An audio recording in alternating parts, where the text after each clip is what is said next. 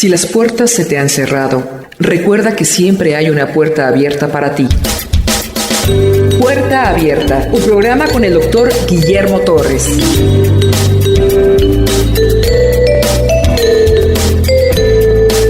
Confesión de Fe de 1689, capítulo 7, el pacto que Dios ha hecho con el hombre. La palabra pacto en hebreo se dice berit y en griego diateke. Esta palabra pacto aparece 284 veces en el Antiguo Testamento y 37 veces en el Nuevo Testamento. ¿Cuáles son los pactos bíblicos? Es aquel que está inspirado en el tema del vasallaje. Un rey poderoso conquistaba a un rey chiquito y lo sometía. Y entonces hacía un pacto con el rey sometido. Y le decía, si tú cumples estos 10 puntos que te voy a dejar, tú tendrás conmigo bendiciones. Eso es el pacto de vasallaje. Y en eso están inspirados los pactos bíblicos. No es como el pacto que usted busca en Wikipedia o en el diccionario, que es un pacto.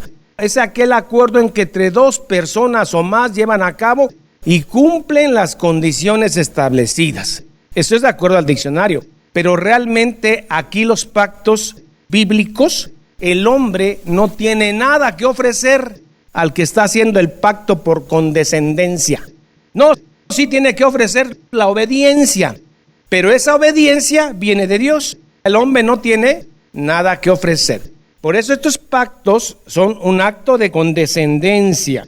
Los pactos bíblicos son una promesa de Dios hacia el hombre. Y esas promesas no pueden ser quebrantadas, porque estas promesas descansan en el carácter santo, puro e infinito de Dios. Si estas promesas descansaran en un hombre, no se cumplen.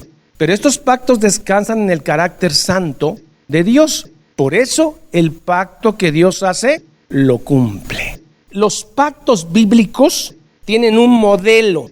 La parte que inicia el pacto, en este caso Dios, primero se describe a sí mismo y lo que ha hecho. A esto le sigue una lista de obligaciones entre las dos o más partes involucradas. Ejemplo, Éxodo 22. Dios está presentando y dice, yo soy Jehová, tu Dios. Primero se está describiendo y luego va a decir lo que hizo, que te saqué de Egipto. El que está haciendo el pacto se está describiendo y está diciendo lo que ha hecho. Y luego vienen las obligaciones. Si cumples, te va a ir así. Y si no cumples, te va a ir así. Éxodo 23. Miren las obligaciones en este pacto con Israel. No tendrás dioses ajenos delante de mí. Es una obligación que tiene el que está recibiendo el pacto. Otra obligación, la del 24. No te harás imágenes ni ninguna semejanza de lo que está arriba del cielo, en la tierra o abajo de la tierra. Obligaciones que debe cumplir. No tomarás el nombre de Dios, el nombre de Jehová, en vano. Recompensas o castigos. Éxodo 27. Porque no dará por inocente Jehová al que tomare su nombre en vano. Aquellos hombres que se meten al evangelio solo para hacer dinero, ¿eso es tomar el nombre de Dios en vano? Por supuesto. Cuando alguien se para en un púlpito por su elocuencia para sacar dinero, eso es tomar el nombre de Dios en vano. Dios me dijo anoche que hay que levantar una ofrenda muy fuerte hoy. ¿Están tomando el nombre de Dios en vano? Más recompensas. Honra a tu padre y a tu madre para que tus días se alarguen en la tierra. El que hace el pacto se presenta y dice lo que ha hecho y establece las condiciones. Si obedeces, esto, y si no obedeces, esto. Los pactos bíblicos pueden ser condicionados o no condicionados. El pacto de obras con Adán fue un pacto condicionado a la obediencia. El pacto con Noé es incondicional. No volveré a destruir la tierra con agua. Así te portes bien o mal, no vuelvo a destruir la tierra con agua. cuando veas en el cielo esta señal, sabrás que yo soy Jehová, el arco iris. Casi todos los pactos tienen una señal. Por ejemplo, el pacto de obras con Adán y Eva tuvo una señal. La señal es el árbol de la vida. Con Noé, el arco iris. Los estudiosos de este mundo ya dijeron por qué es el arco iris y la descomposición de los rayos solares con el agua. Pues sí, pero ¿quién lo hizo? Ellos lo que hicieron fue estudiar lo que está hecho. La señal con Moisés: ustedes serán un reino de sacerdotes y gente santa. Éxodo 19:6. Ese pueblo no es cualquier pueblo ahí en Éxodo. Ese pueblo es el pueblo de Dios en ese momento. Y vosotros me seréis un reino de sacerdotes y gente santa. ¿Y cuál es la señal? Pues las tablas de la piedra. Y el nuevo pacto, el pacto que nos incluye a nosotros los gentiles. ¿Cuál es la señal del nuevo pacto? El bautismo y la participación continua de la cena del Señor. Claro que hay falsos creyentes que se bautizan y se echan su copita cada mes, pero eso es otra cosa. Pero hablo del verdadero creyente. Esa es parte de su señal. Hagamos una aclaración. El pacto de Moisés está condicionado a la obediencia, pero es un pacto de gracia, porque el que obedece es por la gracia de Dios. Sí, claro, hay que obedecer la ley. Ya está condicionado a la obediencia, pero la obediencia ¿de quién viene? Es un don de Dios. Está condicionado al arrepentimiento, sí, pero el arrepentimiento ¿de quién viene? De Dios. Este es un modelo de cómo son los pactos bíblicos. Ahora vamos a nuestra confesión de fe, capítulo 7. Solo hay 3 tipos de pacto teológico: un pacto de redención, un pacto de obras y un pacto de gracia. Todos los demás pactos del Antiguo Testamento y del Nuevo Testamento tienen su fundamento en la gracia. Son pactos de gracia, enmarcados y fundamentados en un pacto de gracia. Que este pacto de gracia se fundamenta en el pacto de redención de Efesios 1, del 3 al 11. Es el pacto intratrinitario. Es un pacto hecho dentro de la Trinidad. ¿Cuándo? Antes que el mundo fuera. En ese momento, antes que el universo existiera, las estrellas, los soles, se planeó la salvación de usted por nombre y apellido. Porque si Dios conoce la cantidad de cabellos que usted tiene, seguramente conoce su nombre y su apellido. ¿Dónde se planeó la salvación de usted y la crucifixión de Cristo? En el pacto intratrinitario, antes que el mundo y las cosas existieran. Por eso en el libro de Hechos se comenta: aquel al santo que ustedes mataron, que estaba predestinado para esta obra antes que el mundo fuera, parafraseando el versículo. El pacto de redención es el pacto intratrinitario de Efesios capítulo 1. ¿Cuál es el pacto de obras? El pacto de obras es el pacto que Dios hizo solamente con 2 gentes, Adán y Eva, porque ellos sí podían hacer buenas obras, porque dice la Biblia que el hombre fue hecho perfecto y limpio. Ellos sí podían hacer buenas obras, porque no estaban contaminados por el pecado como nosotros, pero eran entes libres y podían obedecer o desobedecer. Desobedecieron. ¿Cómo vas a hacer un pacto de obras con gente caída? No se puede. Es como decirle a un muerto que se levante. No, tienes que hacer un pacto de obras con los que sí pueden hacer obras, y esos son nada más 2, Adán y Eva. Y entonces, a partir de que ellos caen, comienza el pacto de gracia, porque antes de que cayera Adán y Eva no había pecado, por lo tanto no había gracia. Había bondad de Dios en su creación. Dios manifiesta su bondad en la creación, Adán y Eva, pero no hay gracia todavía porque no hay pecado. El hombre falla en el huerto, comienza el pecado y por supuesto se derrama la gracia. Génesis 3:15. Aquí empieza la gracia. Aquí empieza el evangelio. El evangelio no empieza con Juan, Marcos, Mateo, Lucas. El Evangelio empieza en Génesis 3:15 con la promesa de salvación. Aquí está en este versículo el Evangelio en forma de semilla. Va a ir creciendo en todo el Antiguo y el Nuevo Testamento. Y pondré enemistad entre ti, Satanás, y la mujer, porque Cristo vino de una mujer, y entre tu simiente y la simiente suya de la mujer. Esta te herirá en la cabeza, fue lo que pasó en la cruz. Cristo hirió en la cabeza a Satanás, le quitó el imperio de la muerte y lo condenó y lo exhibió públicamente. Y tú le herirás en el carcañán. Esta es la primera cita del Evangelio. Y aquí está la promesa de la gracia. Y este pacto de gracia se empieza a desarrollar en todo el Antiguo Testamento con el pacto con Noé, con Abraham, con David, con el pueblo de Israel. Esos pactos es el Evangelio creciendo como arbolito. Y llega a su madurez el árbol con frutos deliciosos cuando Cristo muere en la cruz. Cuando Él vino acá y dijo, todas esas promesas se cumplen conmigo. Lo que los profetas hablaron, hablaban de mí. Pero todavía Juan el Bautista tiene algunas dudas y pregunta, ¿Él es o hay que esperar a otro? Los cojos corren, los ciegos ven, los leprosos limpios, los muertos resucitan. Y el Evangelio es anunciado a los pobres de espíritu. El árbol completo con frutos estaba con Cristo. Ahí se cumplió. Y ahí van todos los pactos, pero son de gracia, porque el ser está caído, muerto en sus pecados. Hay tres tipos de pacto teológicos.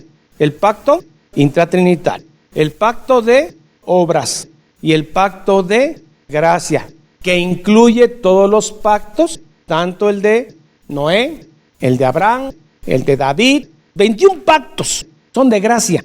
Pero los judíos necios, cuando Cristo vino, a fuerza la ley. Gálatas 3:10. Porque todos los que dependen de las obras de la ley están bajo. Por eso es tan absurdo que mucho predicador actualmente quiere usted llevarlo a la ley ahora. Al diezmo, quiere hacerlo hasta barbón. Y mientras más hebreo abres, más salvo eres. Usted se va a salvar en español por la fe en Cristo, no en hebreo ni en griego. Pues está escrito, maldito todo aquel que no permaneciera en todas las cosas escritas en el libro de la ley para hacerlas. Necesitamos la gracia porque la ley no la podemos cumplir. Santiago 2:10, para aquellos que casi la cumplen, porque nunca falta un fariseo que piensa que la cumple. ¿Se recuerdan el rico que se acercó al Señor Jesús? Dice, pues cumple todos los mandamientos. Ya lo he hecho. Ah, caray. Este sí que se aventó un 10. Porque cualquiera que guardare toda la ley, 99.9, pero que ofendiera en un solo punto, se hace culpable de toda la ley. Necesitamos de la gracia para poder acercarnos a Dios. Nosotros no podemos acercarnos a Dios, al menos que Dios nos acerque, porque estamos muertos en nuestros pecados. Un ejemplo que me gustó mucho. Dice este pastor que él tiene un hijo de 10 años, su único hijo al que quiere mucho. ¿Puedo yo meterle una puñalada de mi hijo en el corazón? Sí puede, pero no puede. ¿El hombre puede acercarse a Dios? Puede, pero no puede. Cuando quiera me acerco a Dios y puedo, pero no puedes. Esta semillita que nace en Génesis 3:15 empieza a crecer a través de los pactos y toma toda su plenitud con Cristo. Porque déjeme decirle, usted sabe más de Dios que el mismo Abraham. Usted sabe más de Dios con la Biblia que David. Usted sabe más de Dios que Noé, porque este evangelio estuvo oculto mucho tiempo. Efesios 3:5. Misterio que en otras generaciones no se dio a conocer a los hijos de los hombres. No había una Biblia así con 66 libros como usted la tiene. Como ahora es revelado a sus santos apóstoles y profetas por el Espíritu. Se estaba escribiendo el Nuevo Testamento en ese momento. La plenitud del conocimiento a través de Cristo. Pedro era pescador y a través del Espíritu Santo. Juan era peleonero y a través del Espíritu Santo las cartas juaninas, Apocalipsis, ha sido revelado. Lo que empezó en Génesis 3:15 y se mantuvo oculto, usted tiene el privilegio en esta generación de acercarse a esa revelación. Romanos 16:25. Y el que puede confirmaros según mi evangelio y la predicación de Jesucristo, según la revelación del misterio que se ha mantenido oculto desde tiempos eternos. Somos una generación privilegiada. Tenemos la Biblia en nuestras manos. La distancia que media entre Dios y la criatura es tan grande. ¿Por qué hay tanta distancia entre Dios y nosotros? O había, por el pecado de nuestros padres. Que aun cuando las criaturas racionales le deben obediencia como a su creador, sin embargo, ellas no podrán nunca llegar a vida espiritual. Pueden, pero no pueden. No pueden llegar a vida espiritual si no es por alguna condescendencia, un favor de Dios. El hombre no puede, pero no puede. Tiene que ser Dios quien tomó la iniciativa. Habiéndole a él placido esta condescendencia, ¿cómo le plació a Dios mostrarla? A través de pactos. Punto 2. Además, ya que el hombre, por razón de su caída en el pecado, se colocó a sí mismo bajo la maldición de la ley de Dios. Antes de Moisés no había ley, pero había ley en sus corazones. Ya después con Moisés, ley escrita. Le plació, así quiso al Señor hacer un pacto de gracia. Pero esto es ya con la raza caída, porque con Adán y Eva fue de obras.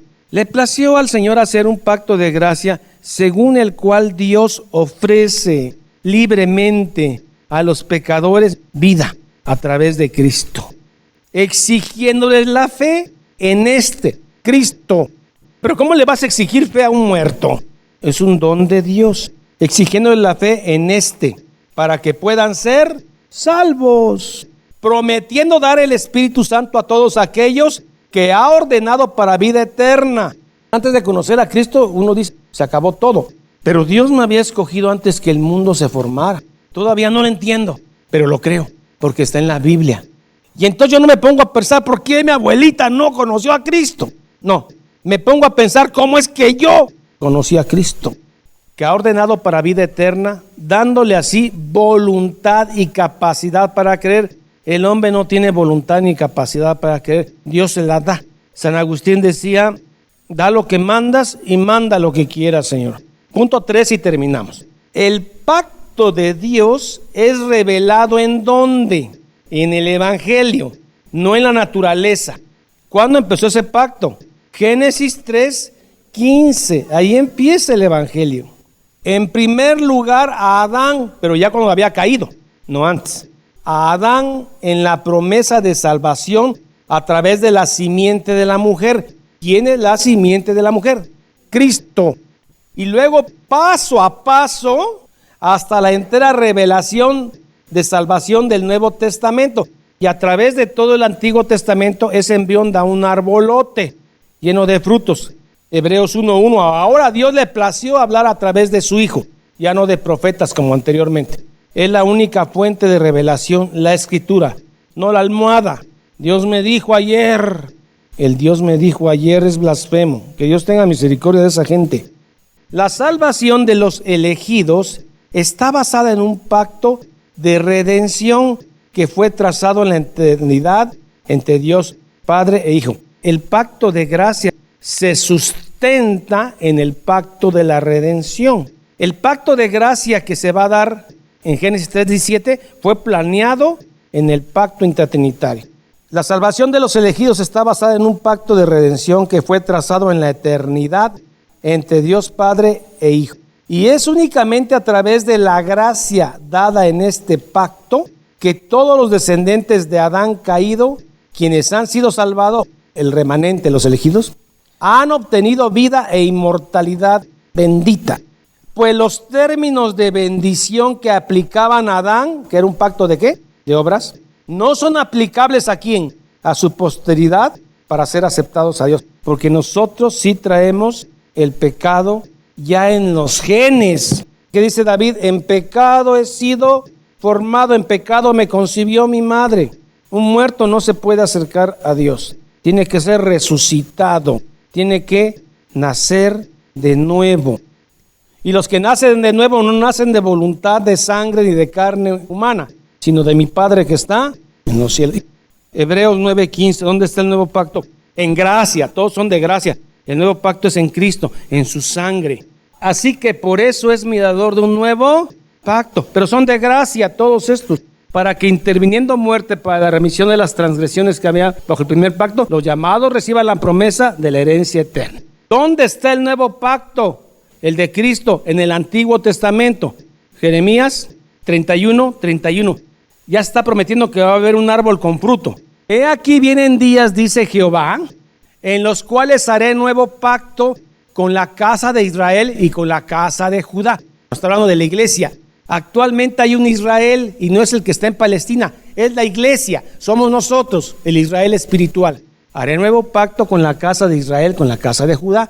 No como el pacto que hice con sus padres el día que tomé su mano para sacarlos de Egipto, porque ellos invalidaron mi pacto, aunque fui yo un marido para ellos, dice Jehová. Pero este es el pacto que haré con la casa de Israel después, y el Israel espiritual, la iglesia, de aquellos días, dice Jehová. Daré mi ley en su mente, en su corazón, está hablando de usted, y la escribiré en su corazón además, y yo seré a ellos por Dios y ellos me serán por pueblo, está hablando de la iglesia.